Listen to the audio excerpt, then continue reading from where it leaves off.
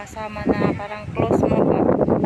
Ako lang kasi mag-isa sumama dito sa batch namin kasi mga busy sila lahat. Gusto kong ma-refresh yung utak ko kasi pag nandun ako sa bahay wala, hindi ko yung utak ko nandun, tapos maya iiyak kasi naman yun.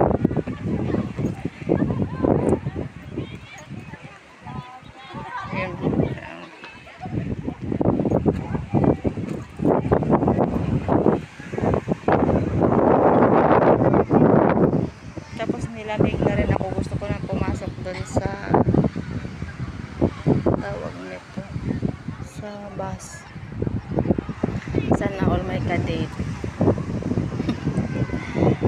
Ay, nako honey. Huwag kang mag-ambisyon magkaroon ng jowa dito. Ano na lang si jowa dyan nakikinig.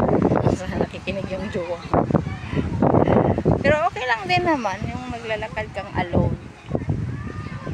Sana sinama ko yung jowa ko dito sa Istanbul. May din senior citizen dito. Guys, enjoy lang yung buhay because life is short, and then alam nyo yung buhay is walang rewind. So kailangan natin of course